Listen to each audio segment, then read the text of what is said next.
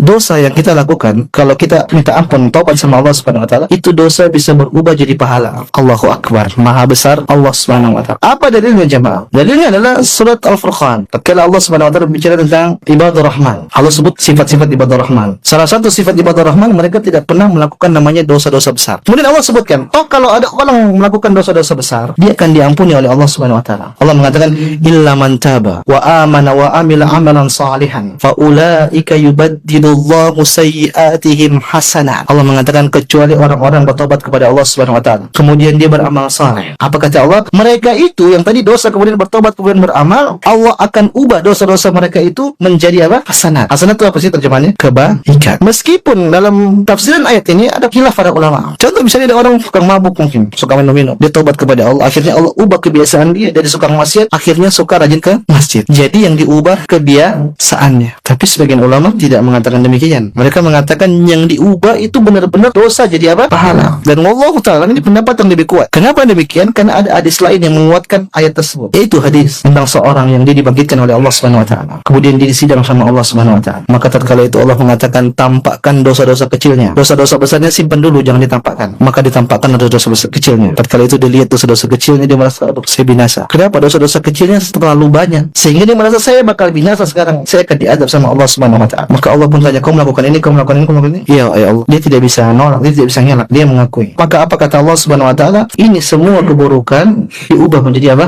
Kebaikan. Allahu Akbar. Mungkin karena dia bertobat, mungkin karena ada amalan-amalan yang lain sehingga dia mendapatkan keridhaan Allah Subhanahu wa taala, sehingga Allah ridha sama dia. Allah ampuni semua dosa-dosanya, sehingga tidak saja diampuni tapi diubah menjadi apa? Kebaikan, menjadi pahala. Kata para ulama, ini dalil yang menguatkan bahwasanya dosa bisa sekali diubah sama Allah menjadi kebaikan. Catatannya apa? Yaitu bertobat, beriman dan beramal saleh.